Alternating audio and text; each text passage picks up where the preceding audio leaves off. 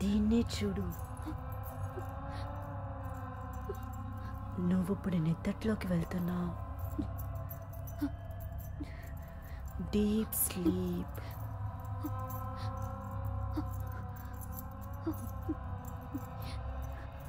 You are in a deep sleep. Slowly close your eyes. Now you are in a deep sleep.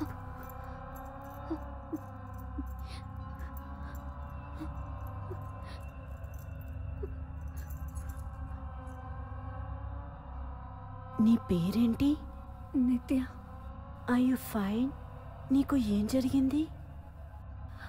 నేను చావాలి. చావు మాత్రమే నా కళ్ళ ముందుంది. నువ్వెందుకు చావాలనుకుంటున్నావు? నేను ఇంకొకరి శరీరం, అందుకే. నీ సమస్య ఏంటి?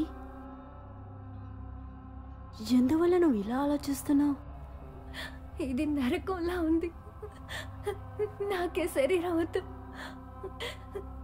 ఇది నాకొద్దు. ఇది నరకంలా ఉంది. Relax. Calm down. Relax. Calm down. Relax. Calm down. Relax. Take a deep sleep. Relax.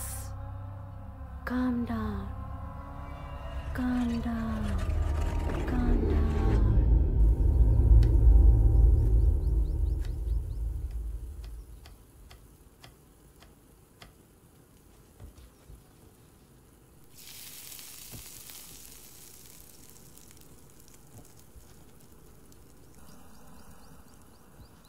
ఇక్కడ ఉన్న వాళ్ళందరికీ నేనే వంట చేయాలి. ఒక 7-8 మంది ఉంటారు అంతే. కలరీ నేర్పించినప్పుడే మా గురువు నాకు వంట కూడా నేర్పించారు. ఆయన ఎప్పుడూ ఒక విషయం చెబుతూ ఉండేవారు. తెలివితేటలు మనం ఎంతగా పెంచుకుంటే మనం జీవితంలో అంతగా ఎదుగుతాం. నాట్యశాస్త్రం, ఆయుర్వేదం, కలరీ వీటన్నిటిలో కూడా సంపూర్ణమైన శాస్త్రం ఉంది. తత్వాలు, జ్ఞానం, శిక్షణ ఇవన్నీ కూడా కలరీలో ఉన్నాయి. నేనేం చేస్తాను? అందరూ స్పెషలైజేషన్ వెనకే కదా ఉంటారు. కుంఫు, కరాటేలు దేహానికి మాత్రమే శిక్షణ. వేలాది మంది జనం దాన్ని నేర్చుకుంటున్నారు. స్కూల్ స్టూడెంట్స్ కొంచెం కొంచెంగా నా దగ్గరకు వస్తున్నారు. అందులోనూ కొంతమంది మాత్రమే క్రమం తప్పకుండా వస్తారు.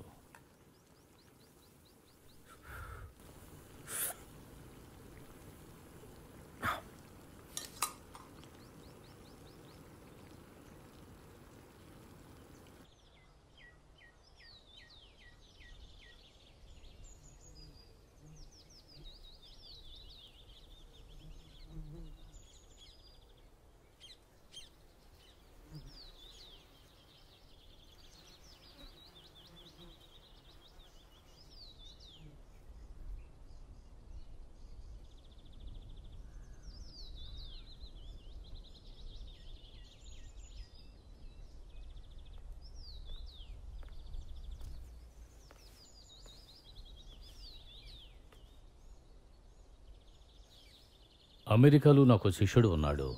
అక్కడ అతను ఏరోనాటికల్ రీసెర్చ్ చేస్తున్నాడు. విమానపు రెక్కల్ని ఎలా డెవలప్ చేయాలి అనే విషయం మీద రీసెర్చ్ చేస్తున్నాడు. అతని యొక్క పూర్తి లక్ష్యం అంతా పక్షుల రెక్కల మీదే ఉంది. నువ్వే చూడు, నీ చేతిలో ఉండే ఈక ఎంత చిన్నదిగా ఉంది, ఎంత తేలిగ్గా ఉంది. కానీ మనం విసిరేసి చూడు.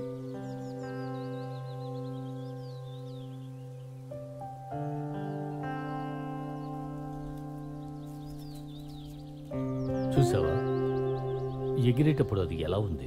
గాలి దిశగా అది ప్రయాణించింది. ఆ విషయాన్ని ఈ ఇంజనీరింగ్లో చెబుతూ ఉంటారు. ఏక మీద ఉన్న ఎంట్రుకలు దానికి తగినట్టుగానే హెచ్చుతగుల్లో అమరి ఉంటాయి.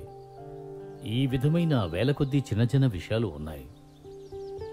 ఎగరడం కోసం ఒక చిన్న ఏక మీద ఎన్ని అమరికలు ఉన్నాయో, మరి మనిషి శరీరం మీద ఇంకెన్ని అమరికలు ఉండాలి? మానవ శరీరం ఎంతో ఆశ్చర్యకరమైన అమరికతో ఉంటుంది. వేలాది సంవత్సరాలకు ముందే మనిషి మీద పరిశోధనలు సాగిస్తూ ఉన్నారు, కానీ ఇంతవరకు దాన్ని ఏం అర్థం చేసుకోలేకపోయాం. నేను విషయం అడగనా, మనిషి ఎగరగలడా? మనిషి ఒక చేపలాగా ఈదగలడు అంటే ఎందుకు పక్షిలాగా ఎగరకూడదు? జంప్, ఎగురు, జంప్.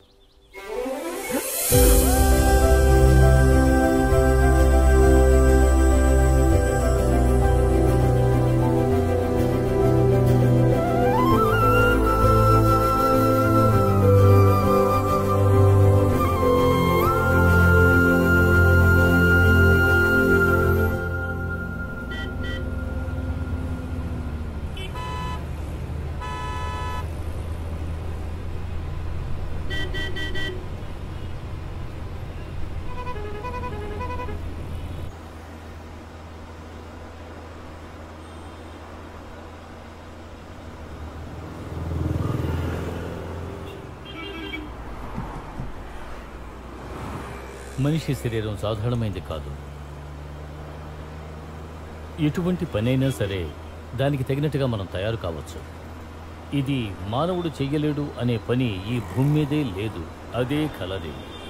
మనం చెయ్యలేని వాటన్నిటినీ కలిపి నేను ఒక కళలాగా నేర్పిస్తున్నాను. అప్పుడు మనిషి శరీరాన్ని దేనికి ఉపయోగించవచ్చు. అదేవిధంగా మన శరీరాన్ని ఎంత సంతోషంగా ఉంచాలి అనే దాన్ని కూడా మన పూర్వీకులు ఆలోచించి పెట్టారు.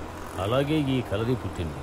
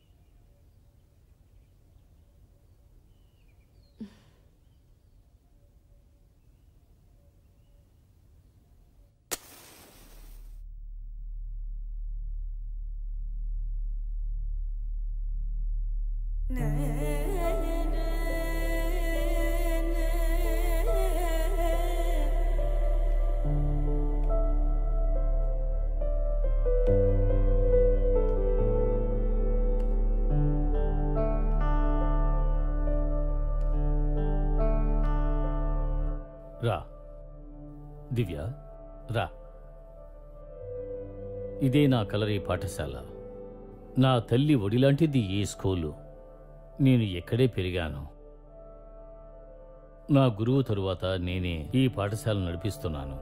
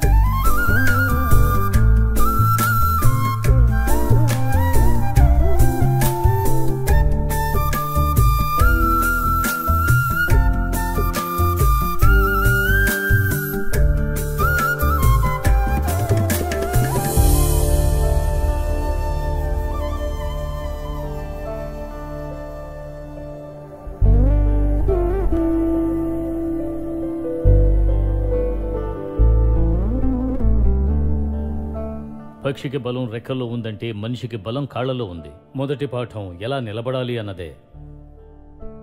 బయటకు వెళ్ళి చూడండి, అందరూ ఎలా నిలబడుతున్నారు అనేది తెలుస్తుంది. వాళ్ళ పాదాలు గమనించండి.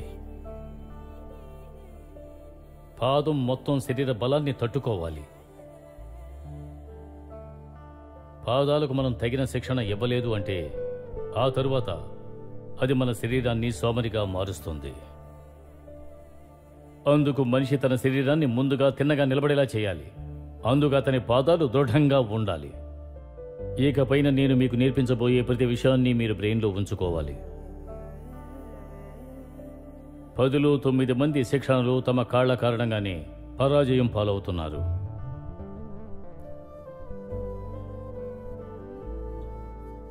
మనం మన సొంత పాదాల మీద దృఢంగా నిలబడడం నేర్చుకోవాలి. ఇదే మన జీవితంలో నేర్చుకోవాల్సిన ముఖ్యమైన పాఠం.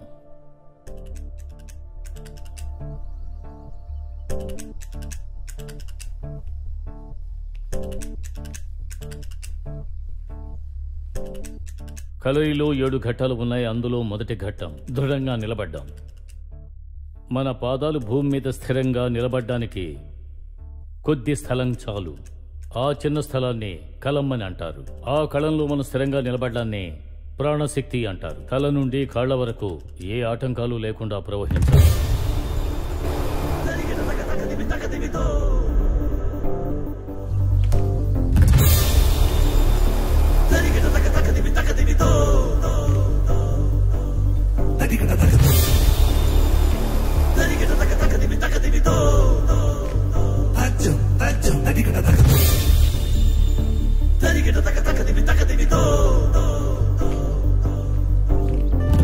సాధ్యం కానిదే లేదంటా భూవిలో, వేయాలి ముందడుగే చిన్న తల్లి, చేయాలి నువ్వేలే సాహసములే.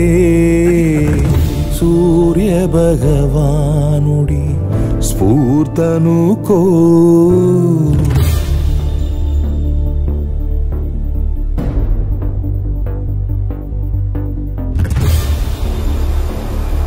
ఏదైనా బ్యాడ్ ఎక్స్పీరియన్స్ మన మైండ్లోకి వచ్చిందంటే ఆ బ్యాడ్ ఎక్స్పీరియన్స్ మన మైండ్లో చాలా స్ట్రాంగ్గా ఉండిపోతుంది. అదొక నొరుగులాగా అస్తమాను బయటికి వస్తూనే ఉంటుంది. ఇంకా మన స్టడీ బేస్ చేసి నిజం చెప్పాలంటే మనుషుల మనసుల గురించి మనకు అసలేమీ తెలీదు. మన ఇచ్చే ట్రీట్మెంట్ బ్రెయిన్కి మాత్రమే. అది స్విచ్ ఆఫ్ చేయడానికే మనం ప్రయత్నిస్తున్నాం.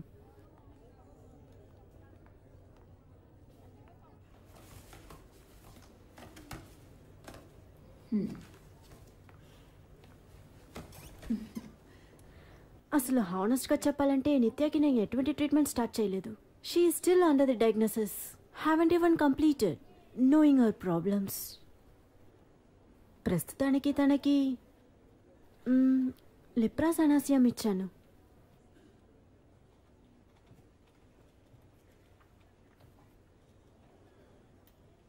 తనకి దాదాపు 7 సార్లు కౌన్సిలింగ్ ఇచ్చాను. ఈవెన్ హిప్నాటిస్ కూడా చేశాను. Yeah, I know it's a old technique, but it helps.